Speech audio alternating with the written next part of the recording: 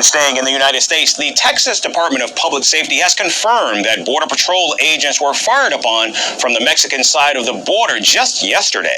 No agents were wounded, but the scene remains an active criminal site. The incident happened at Fronten Island in Texas, which sits within the Rio Grande River at the southern border. The Texas officials say they've credible information implicating the shots were in fact fired by members of the Mexican drug cartels. Now, following the shooting, the Pentagon has announced that it will deploy thousands of troops from the Marine Corps at the southern border. In fact, currently around 2,000 Marines are on site and are assisting Border Patrol agents in constructing and reinforcing the fencing. The elite soldiers who were once part of America's war on terrorism are now wielding metal beams and barbed wire into the border wall. Meanwhile, the Pentagon released footage of illegal migrants being loaded onto U.S. Air Force cargo planes to be deported from Texas to their respective countries. We were waiting for the CBP-1 appointments, but now we're all left with our hands tied as Trump says stay in Mexico. I'm here because my husband was killed in Ecuador. I have evidence, complaints, videos of how they killed my husband. They also killed the father of my grandchildren, who are also here. I'm here with my children and grandchildren, and our dream is to reach the United States. A mí también, My opportunity, my vision, was to reach the United States, but now the dream is over. I have no other choice but to stay here because of the deportation policies of the United States and because my country, Haiti, isn't safe. It has political problems. I don't want to return there now. que está haciendo Estados Unidos ahora y mi país, Haití. Meanwhile, Shalom, giving all praises to my Heavenly Father. His name is Yahweh by Yashem, Yahweh Shah by Yashem, Rakaha Kodash, double honors to the apostles and elders that rule well. Peace and many salutations to y'all that's toiling in this truth. Now, we're seeing this situation go on with, the U.S. and Mexico and the border crisis. 3 years ago, you had Biden, allowing these immigrants to come in, and now you see Trump stopping it. These various people coming in, Northern Tribe and coming in, so is Southern Tribe coming in, as we just saw, and other people, and it's causing friction. Now, you better believe that the cartel is not this working autonomously. Okay, they're not working autonomously.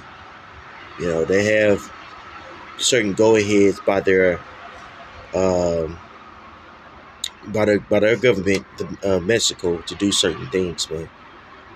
You know what I'm saying? Now they are, very potent, in Mexico, and their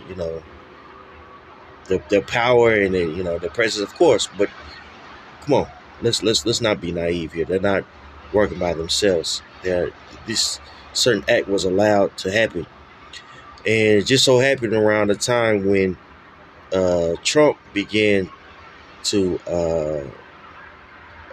sign these various executive orders. And one he signed was our proposal is to put tariffs on the bordering countries of Canada and Mexico, which this is going to make the cost of business, doing cost of business for Mexico and Canada extremely high, right? So when they're shipping, like say for instance, they're shipping things over here, say for instance it costs $100 per unit. Well, with a tariff of 25%, that you add an extra $25. You know what I'm saying? Now add that, now magnify that by the thousands. You know what I'm saying? Right? So it's gonna make not only them shipping over here more expensive, but the product is gonna be more expensive because the companies that's holding it, they're more than likely going to place the extra fees on the customer. Okay, which again, Mexico and Canada imports a lot of goods here, man. Okay, a lot of goods here. So I believe through the spirit of Yahweh Shai, you just got to follow the money. You know what I'm saying? And I believe that this is going on because trade wars are happening. Okay, this is why you see the cartel acting violently. Okay, and I believe this is something that's only going to increase. As days become more dark out here, which we know that's prophesied to happen. Now, I want to grab this article. You know what I'm saying? I want to grab this article for you guys. This in regards to what we're talking about, and how really, Mexico about 3 years ago was trying to shake down America to get help to basically have incentive to help America with the border crisis. You know what I'm saying? Let me get this for you. Now, this is called FAIR. This is a Federation for American Immigrant Reform. And it says Mexico's 20 billion shakedown. It says Mexico's President Andres Miguel Lopez Obrador has they call him AMLO. It says has his American counterparts in a tough situation, and he aims to capitalize on it. Now, this is written a few years, like 3 years ago. Okay, it says it was Joe Biden who put himself in this position, but it is the rest of us who may end up paying for it. President Biden has spent the last 3+ years creating and perpetuating the biggest, most expensive, and most dangerous illegal immigration crisis this country has ever experienced. It is a crisis that is deeply troubling to the American public, and one for which they hold the president personally responsible. Up until now, President Biden hasn't particularly cared what the American people think about his open border policies, but he does now because he will be on the ballot in November. Okay, so this was just last year. Well, 2 years ago. So I believe that he gave up like 8 months before, right? It says politically, President Biden can't just start enforcing all the border and immigration laws he has spent the past 3 years undermining, even though he has all the legal authority he needs to do so. That would further infuriate his his far left base that is already threatening to stay home on election day over his handling on the Israel-Hamas war. So here it's saying that, he was hesitant or didn't do anything about the immigration issue because it would upset the liberals, and he was already getting pushback for how he handled the Israel-Hamas situation, where he basically funded Israel to kick Hamas's ass, all right? It says, instead, what he would like is for outgoing President Lopez Obrador to do it for him. So he wanted the Mexican president to intervene by, basically slowing down these people from crossing over. And shoot, this guy Lopez was like, okay, bet, you're going to have to pay me, man. You know, right? It says President Biden would like nothing more than to see the unpopular record flows of illegal immigrants subside ahead of the elections, allowing him to maintain plausible deniability with the mass immigration advocates in his own party. AMLO, which that's the president of Mexico, has signaled that he is willing to play ball, but it's going to come at a cost. Then in an interview with 60 Minutes last week, he issued the same demand he made back in January, and they're steep. First, AMLO would wants $20 billion in U.S. foreign aid to flow to Latin America and Caribbean nations. So he's like, look, in order for us to help you, we want $20 billion to flow into South and Central America. All right. He said he also wants a de facto amnesty for 10 million Hispanics, illegal aliens living in the U.S. And he also wants, 10 million people that's already over here to get amnesty.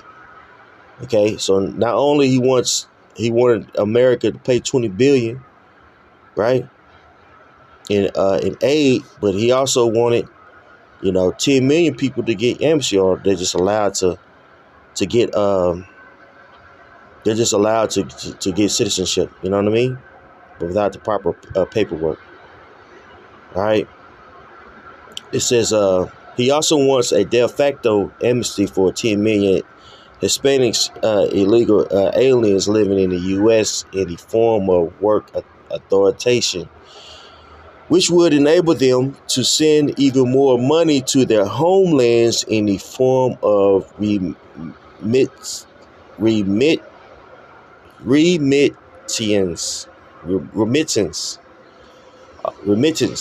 It says, and he is demanding that sanctions against Venezuela and the blockage of Cuba be lifted. And this sanction was actually brought on by the Trump administration. You know what I'm saying? Which they were blocking China. Oh my goodness, Venezuela and Cuba from being able to trade basically medical personnel like doctors from Cuba for Venezuelan oil. They blocked that. So right now there's an actual shortage of oil in Cuba right now. The Brazilian people they are maintaining. You know what I'm saying? That's not even spoken about. Okay. So Biden wanted all these things to, wanted the Mexican president AMLO,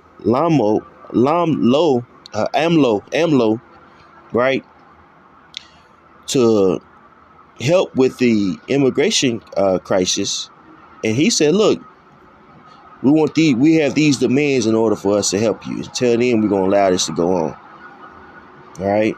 And of course, yes, the cartel was eating off of that because they were flooding this place with people, right, allowing them to come over here, and also the people were coming over here with certain goods, okay, certain drugs and products, right? They were allowed to ship over here, and also you had you have people come over here for honest reasons, and we're just saying too. Okay, that's caught up in this mix. Okay, so both parties have incentive. You know what I'm saying, in this this situation. You know what I'm saying, to play hardball with one another. The American government. You know what I'm saying, aka Babylon. They're trying to close down these the borders, and really tighten up on the spending here. That's why a lot of government funded places, is being hit right now, right? And allowing all these people to come over here. A lot of these people, even if they come over here illegally, they receive they receive what is called SNAP, right, or aka food stamps. Okay, so things are gearing up, and I believe again a lot of this had to do with the tariffs that's being placed on Mexico. We can't forget too that Mexico was flirting with joining BRICS. Okay, so let me get this one scripture, and that'll be it for you guys, man. You know what I'm saying?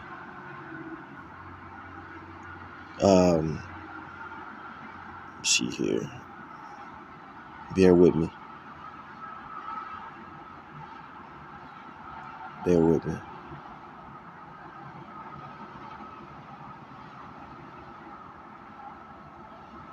Here we go. Joel 3:9. Proclaim ye this among the Gentiles, prepare war, wake up the mighty men. Let all the men of war draw near. Let them come up. Beat your plowshares into swords, and your pruning hooks into spears. Let the weak say, I am strong. This is what we see going on with Mexico and also China too. I mean, Canada too, right? Canada, is geared up for war also. Okay. Beat your plowshares into swords and your pruning hooks into spears. Let the weak say, I am strong. Right? Assemble yourselves and come, all ye heathen, and gather yourselves together round about. Thither cause the mighty ones to come down, O Yahweh. Let the heathen be weak, be awakened, and come up to the valley of Jehoshaphat. For there will I sit to judge all the heathen round about. So as you can see, everyone is gearing up for war. More stringent political, geopolitical party, legislation is being passed. Basically, what I'm trying to say is they talking shit between each other. You know what I'm saying, and messing each other money up. Internationally speaking, right? Country to country. You got Mexico doing that to America. Now America's doing that to Mexico and, and Canada. Okay? This is going to cause war. All right? And we know that war, that the main war is going to be fought right in the Valley of Jehoshaphat. Okay? But little skirmishes and divisions are going to be going on, between neighboring countries. This is what we see happening. Right? All this is going to brew up to that main third war that we speak about often. You know what I'm saying? Okay? So, I'm going to end it right there. Pray to us edifying. Giving all praise to my Heavenly Father's name, Yahweh, by Shemal Shah, by Shimon Karkadash. The ones to the apostles and elders, they be well. Salutation, like you on toilet. Shalom.